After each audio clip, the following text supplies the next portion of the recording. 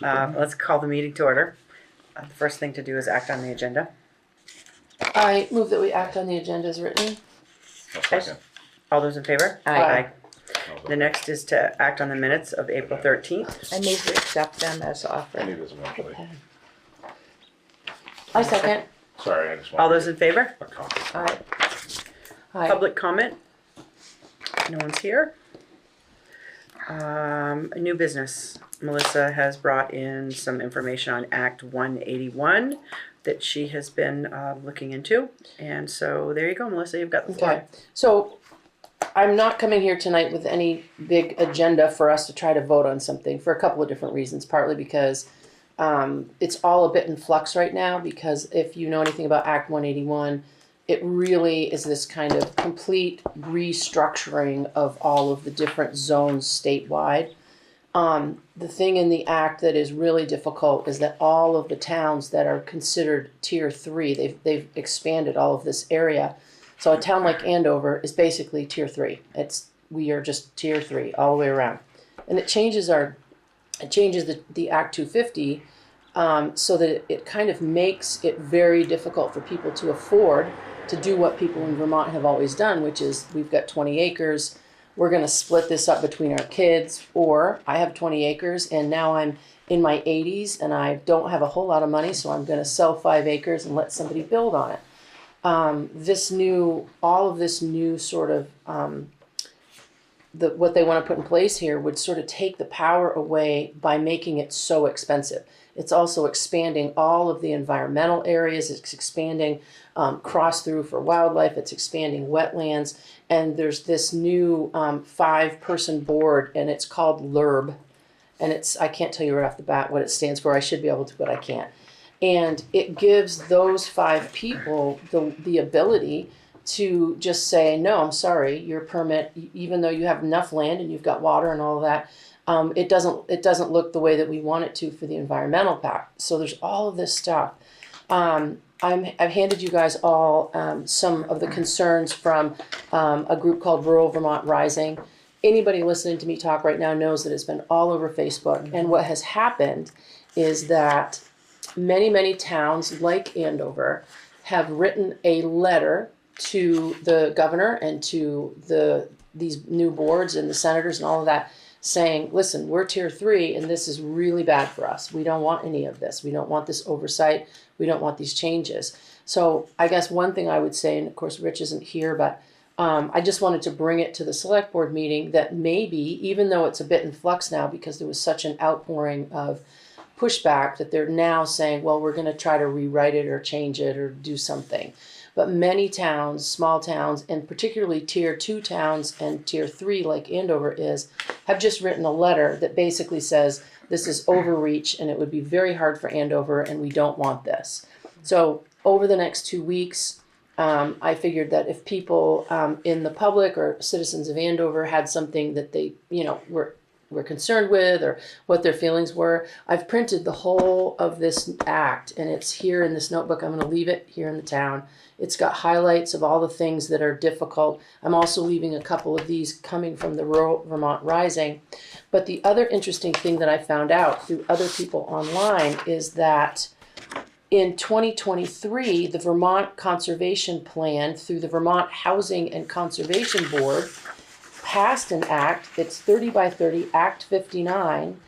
And I'm just going to read it. It's short. It says, stakeholders across Vermont celebrated the passage of the Community Resilience and Biodiversity Protection Act, Act 59, in June 2023. The act establishes a statewide vision to maintain an ecologically functional landscape that sustains biodiversity, supports working farms and forests, and strengthens community resilience, upholding Vermont's historic pattern of compact villages surrounded by rural lands and natural areas. This is the important part to me. To advance this vision, the act sets ambitious goals to conserve 30% of Vermont's landscape by 2030. So they're talking about 30% of all of rural Vermont should be in some type of conservation, not privately held, but in conservation by 2030. And that by 2050, which is going to be all of our children and grandchildren, They want to have 50% of all the land in Vermont in a conservation state. Not necessarily that use, not the way that it is now with land use, but like that the state of Vermont owns that land in a trust conservation, and then people are being pushed more or less into towns like Chester or cities like Rutland. So it's a way to get rural Vermonters kind of off the land. So it says Vermont Housing and Conservation Board, in coordination with the Agency of Natural Resources, they are getting ready to prepare a statewide conservation plan. So this was in 2023, and 181 is the plan. So this is why 181 came in, because it is the plan to make it so much harder for rural Vermonters to stay on their land, for their kids to stay on their land. And so I'm just bringing this to the select board because even though now there is a kind of a move in the Vermont state government to kind of, there's been so much pushback that they're sort of like, well, we'll slow this down or we'll try to make changes. But a lot of towns, just like Andover, are going ahead and drafting a letter and saying, we're never going to want this, right? We're not going to want this. Do you have an example of one of those letters? There's a bunch of them online, and I actually printed out a couple, but here is what the thing about it is. Every letter is a little bit different because every small town is different. I mean, there's a town up north, which the name escapes me now, that is a county, but a town that is mostly farmland. It's 140 square acres.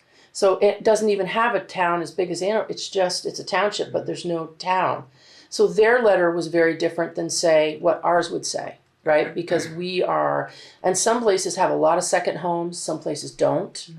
So there's a way to draft the letter. So I guess what I'm saying is in 2 weeks' time coming back, it gives you guys time to think about it. It gives Rich time to catch up with it. Mm-hmm. It also gives anyone listening, all the towns, the citizens of Andover.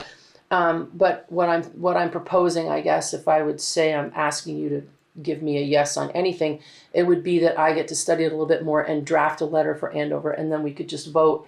And it wouldn't be anything specific. It would simply be Andover saying, listen, this isn't going to be good for us. So it's just us saying out loud, as a group, we sort of don't agree with this.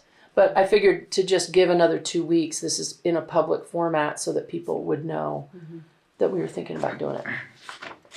So is your thought that you want to draft the letter in the next 2 weeks, or you want to have it out in the public forum, and then 2 weeks from now we have our next meeting where Rich is here, and then we say, okay, Melissa, draft the letter? I was thinking that maybe I could go and draft the letter, and in 2 weeks' time, because Rich will have time to come in and maybe have some thoughts about it, but just draft the letter, let you guys read it, and if you think it's okay, we could vote on it. Because too, if you wanted me to draft the letter and then wait 2 more weeks so that other people could see it, or we could post it publicly on the website or something like that. And it's just a way to say, because if we all agree that yes. we don't agree with that, we would like to have a right. letter. If everybody agreed, Right. agreed, it's not about laying down specifics. It's more, and the only reason, even though it's a little bit in flux right now, there's this kind of movement to say, listen, if you say nothing, and then in 6 months they're redrafting it, and if you've said nothing, they're going to take that as you're fine with it. Right. Well, what I've read about it, I am in agreement with you that it is.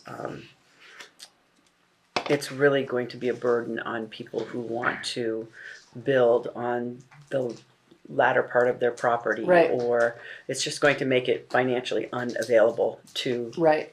your everyday resident.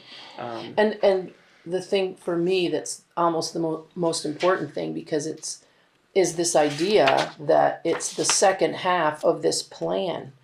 I mean, how, when you think about it, the only way by 2050 to have half of the land in Vermont be in a conservation state, think about the amount of people that are going to have to be off their property to do that, or have been priced out to do that. Right. And if the statistics that you're coming up with are correct, which I'm assuming they are, but I haven't looked into it myself, the Tier 3, I have heard that the permits are very expensive.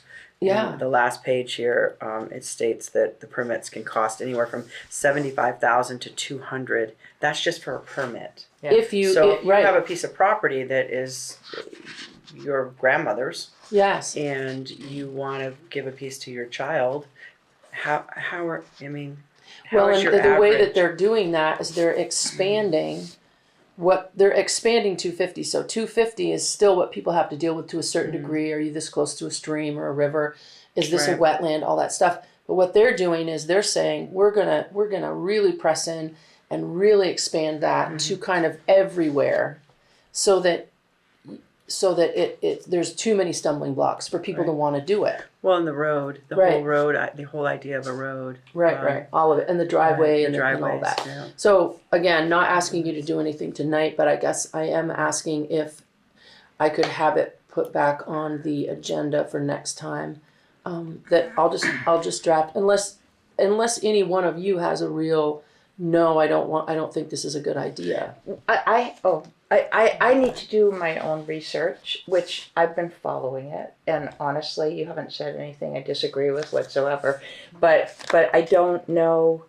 Like, I need to find out more about, like, if Rural Vermont Rising is a politically affiliated organization. I need to know how they're framing it, how their numbers might line up with somebody else's. I just don't. I haven't gotten into the weeds. Right, and I will tell you this. I read the actual act twice through. I made highlights. I'm going to leave it here. Anybody who's listening to this can come in and see what it's printed. I don't think I want to read it. You don't want to. But the point is, I read through that twice, made all the highlights. Then I went to the websites. Then I went to see the different groups. Which I think is really important. So that I could see who was talking about what is in there in its format. And I found that this particular place is a whole farming co-op, like farmers in northern Vermont.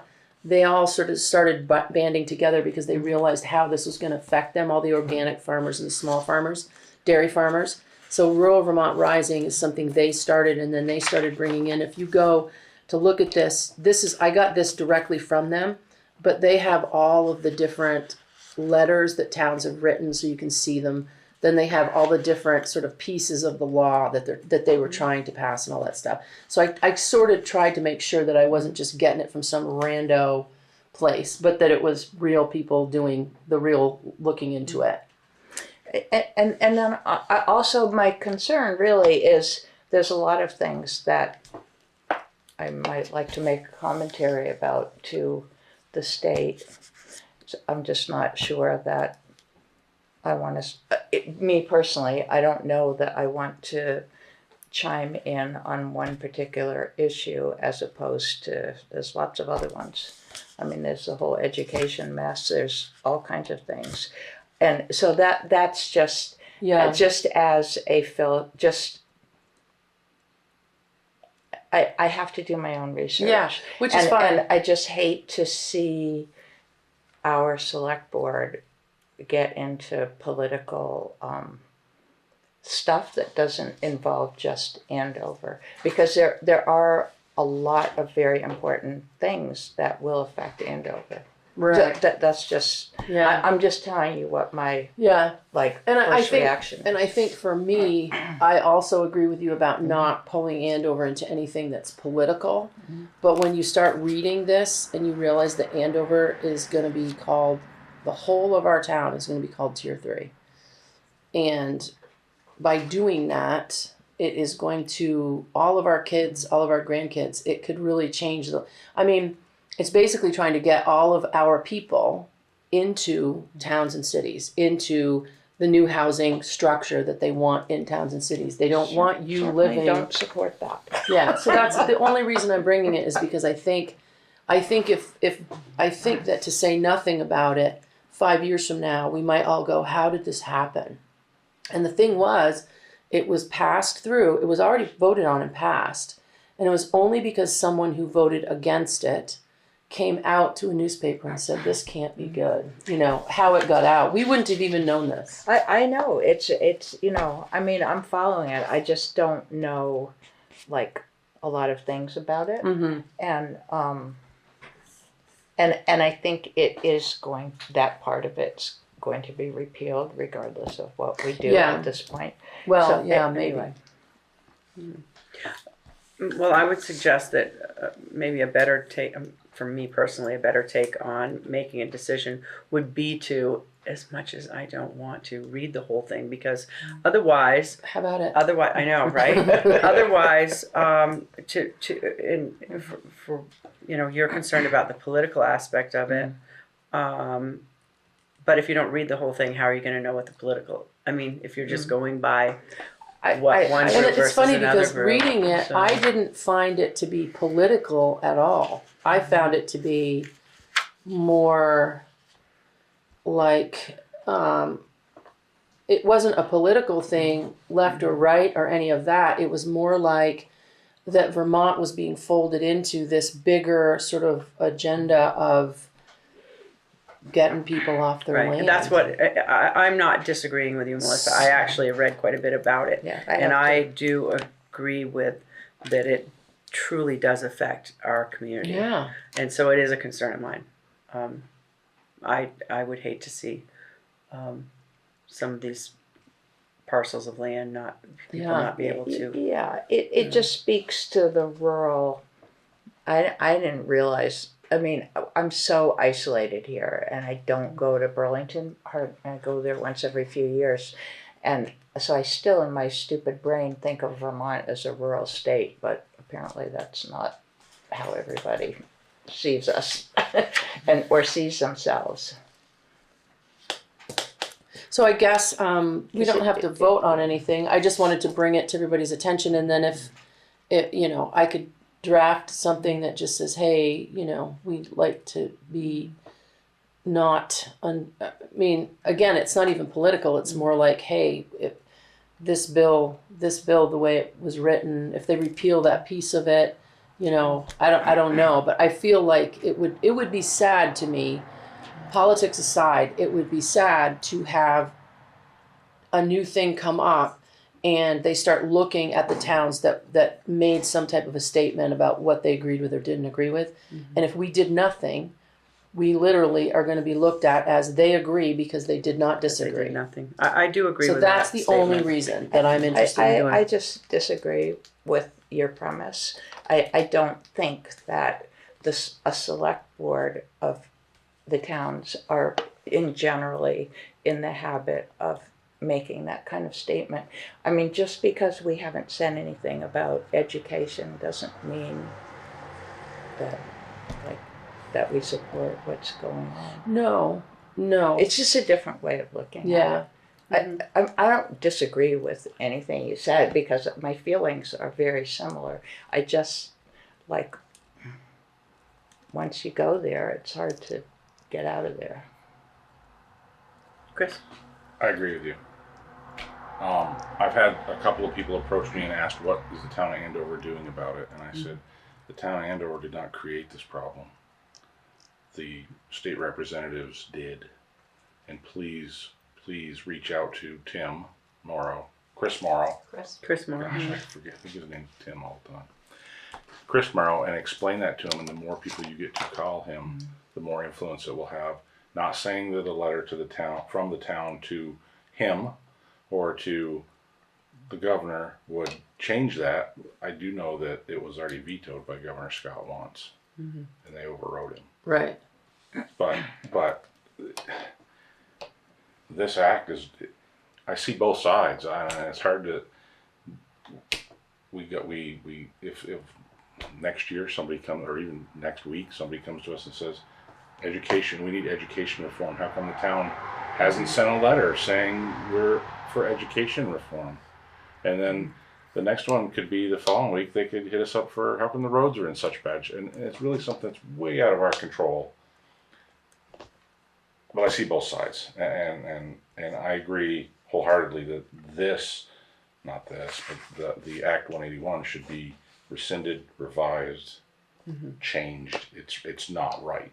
But as a select board, it affects the town, it affects the state, it doesn't just affect the town. So I see both sides. But the people, tell them over and over, reach out to Yeah. your I've state heard that rep, as well, to because reach he out, has reach a out, voice reach in out. Montpelier and we do not. So what if we, my idea is this, because we're kind of just not at a standstill, because I don't think that anyone wants to make a decision, but what if we were to keep this on the agenda for next week, or our next meeting? Anybody out there that's listening wanted to come in and talk about it, Right. I think that's a good idea, like you had said, and not make any decisions, but also let Rich weigh in and let him have a say as well. Yeah, and again, I'm not asking and- anybody to yeah. do No, anything. right, I just right. people had approached me because a lot of other towns, select boards have just said this is about land. It's not about the education system. It's not about healthcare. It's about your rights to your land, which seems like a town-wide issue.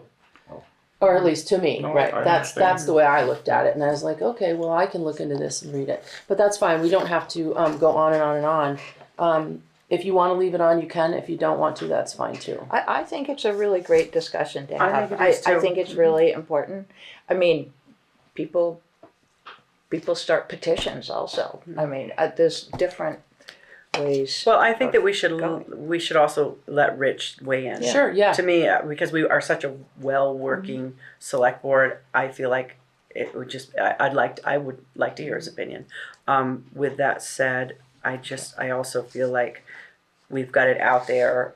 If somebody's watching the meeting, if someone is paying attention to what's going on and wants to come and discuss it as well, I'd like to hear what other people say. I do like what you're. I hear what you're saying. I agree.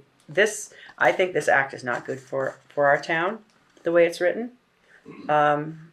Is it the town's responsibility, or should the town write a letter? I don't know. I'm not going to make that decision, but I hope that it does get reformed, or rewritten. Well, so yeah. So again, we don't have to put anything on the agenda at all because obviously, at least two of you are not really concerned about it to the point where you'd write a letter.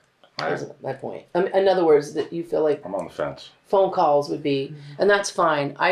The only reason that I brought it to you all is because a lot of other towns are just at least stating something. And it seemed like since Andover is either way in that tier 3, I would like to put it on the agenda. I'd like to have it on the agenda, the next agenda, because I'd like to give people the opportunity to also weigh in. I think it's a good idea. Because, like you said, there are many towns that have written a letter saying that they didn't think this was a good idea, or please take another look at it, or, Well, Jenna, I have a question. Our representative, I never can remember his name, Chris Morrow. Chris Morrow. Do you think that we could invite him to the next select board meeting? Because I'm not an expert, right? I mean, I'm not an expert. I looked up a lot of things. He could answer questions, direct questions that I am not an expert on. Would that be okay with you guys? oh yeah. Absolutely. Well, if you want to know, I'm probably going to call him up Yeah, that's fine. immediately because I mean, not just him, but I have other people that in terms of how I research it, that would be one of the. But I just was people thinking I that would way, ask. if people showed up, he would be here to actually answer I think the that's a questions. great idea. Because Yeah. I did a lot of research to get it to you guys, but I'm not a representative, and I wasn't there for the vote, and I'm not an expert on it. So I guess I move that we invite him to answer questions about this. Yeah. I'll second that. All those in favor? Aye. Murph update. We made our first payment. And we're just, No,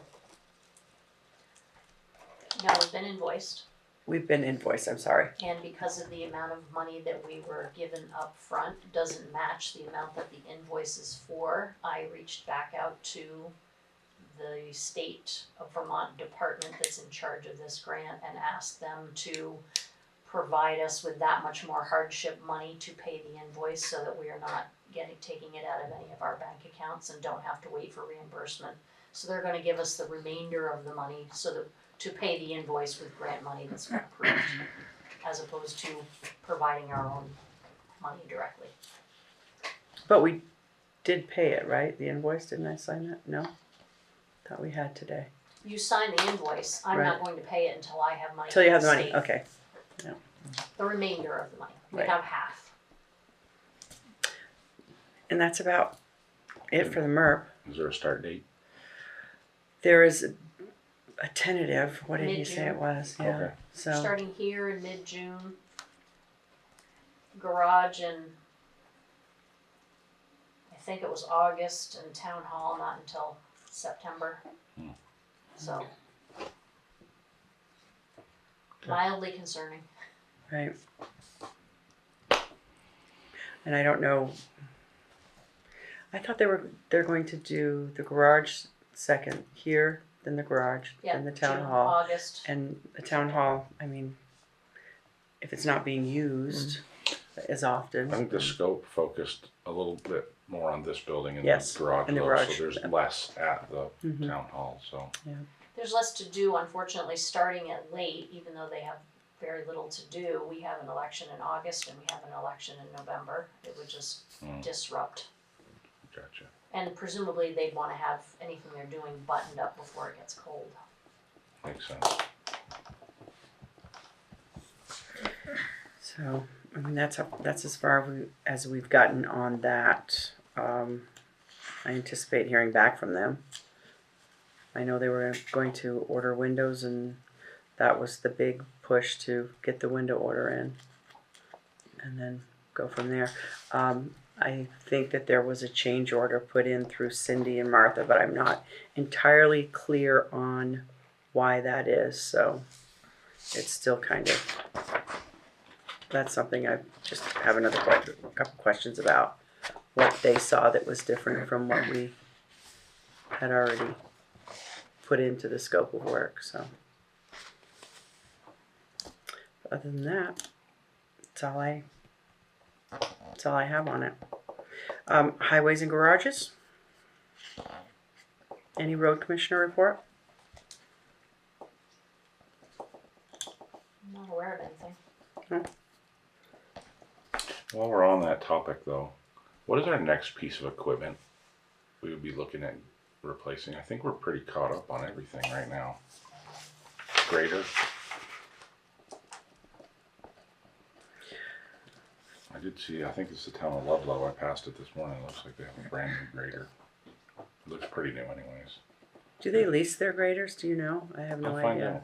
out. I thought, I had heard through the grapevine that they lease their graders. Not that, I don't know I what was that means. surprised they did not have a town worker. They had Donnie Roy's, if you know him. He was Yeah. actually running it. I know Tim Oleski has in the past. Yeah, yeah. Donnie doesn't work for the town? No. No. He has his own business. And he was running the town's grader. Yeah, because Tim isn't working for the town anymore. Right, and I've heard that Yeah. some, like the new graders are pretty, Pretty advanced. Yeah. I bet. it's not like what we got. Or, Right. Yeah. That's something to think about, I would guess. And it's a big ticket item. I know Huge. that. Huge for how much it actually Right. gets used. I mean, Right. it's super important if you live on a dirt road. What is our surplus looking like? Do we have a figure on that? If we have how are we looking right now? We're in really good shape. What is today? April 24th, so we have 2 months left in the fiscal year. So I don't think we have anything huge, just the usual bills till the end of the year. So it looks like it's gonna be higher than usual. Well, at the very least, so we haven't really overspent anything in any categories that we did overspend, like winter sand. We underspent a little bit, at least so far, in salt and other areas. So we haven't overspent anything, and we've collected over $60,000 in delinquent taxes, which is an unbudgeted That's revenue. wonderful. So Very good to hear. not only do we have the 60,000, we also have, if I'm following you correctly, we also are under budget on so many other items, so it's gonna be over the $60,000, am I correct? I believe so. I mean, I hate to throw figures out there. Right, before- right, oh, absolutely. I know we don't have enough in the vehicle replacement fund to pay for that truck that Josh is gonna end up with though, correct? Right. Not yet. It's not here. It won't be here for Right. quite a while, but Charlie's truck, yeah. Charlie's truck. was it Charlie's? Right. Okay. Josh got the last one. Right, so Right. that'll be one of the things, once we do the auditing process in the fall, we'll be looking at a tangible amount of surplus, and you all will be deciding what you suggest to the voters you'd like to do with it.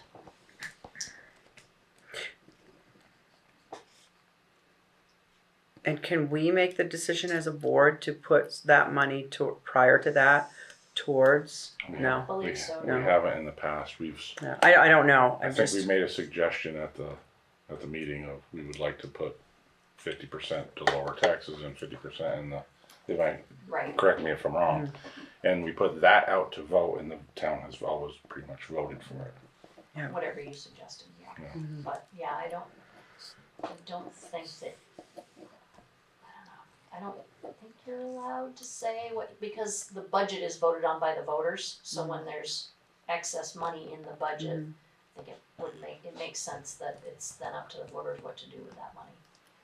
well, Or it's you, their of course, money, can suggest, right, it's their money, so, I mean, that's my take from it, it's their and money. depending on how much it is, sometimes it's been, let's split it between the highway bridge and the capital equipment fund.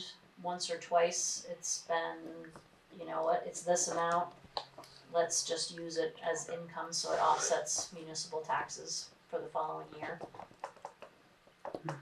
So it will depend. Well, it is a good quality problem to have. You know, it is, we're Better, all the fortunate, way better than being, well, like we talked Right. about when we were making the budget. It's better to have a cushion than a deficit. Only the federal government likes to have that big deficit. okay, wanna move on to financial orders?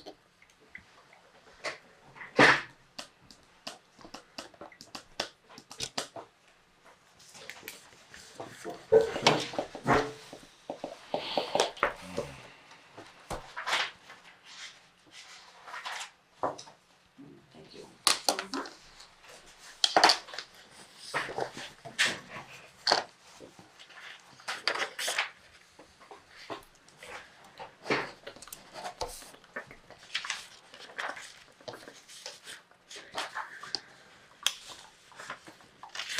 We can't go backwards on the agenda, right? Because you got me thinking, my brain's like working overtime. No, We can't, go but it's gonna be backwards. on the agenda next time. I'll try to remember next time.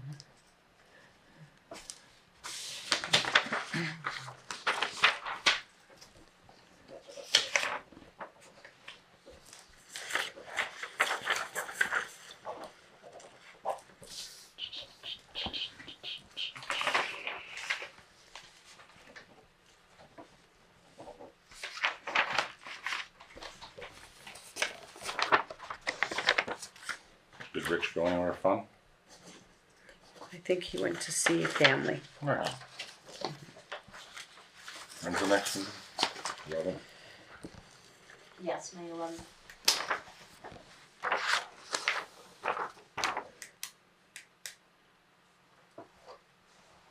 So informational meetings for the school budget revote.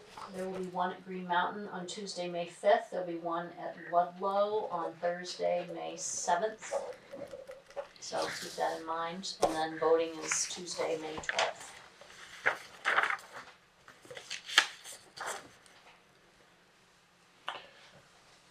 I hate to ask, what's Woodland Earthworks outside contracting highway?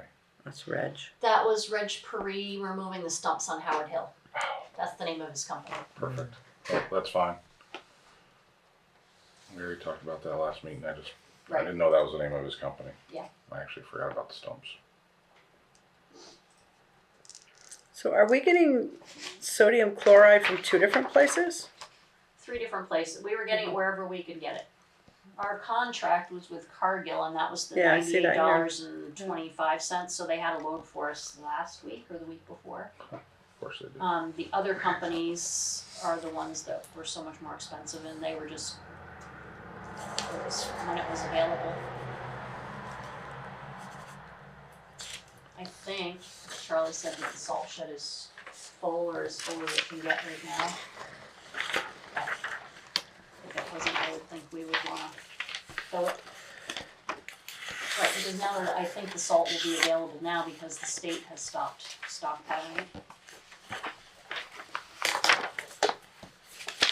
So I'm looking at this, and I know it was my responsibility to, I said I would get in touch with Joe Fromberger. I did want to talk to someone I know in the waste management sector, and I haven't connected with that person yet. So, do we have to do this right now? Or can I make sure that... Well, you can't, we haven't talked to Joe, I guess I would. So I will make sure that I get in touch with Joe this week. And I'm sorry I haven't done that. I do have a call in. This is on me that I just haven't found the time to make that. I know, I did. I slacked off on that. I had a lot going on, and I just that slipped my mind, and I'm sorry. But I will make sure I take care of it.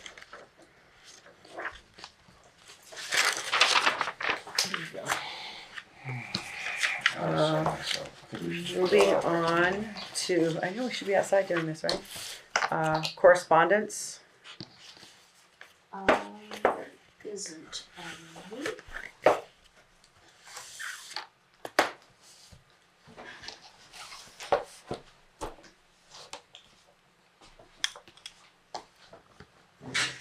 No, there isn't any. I move that we adjourn the meeting. I second it. All those in favor? Aye. Aye.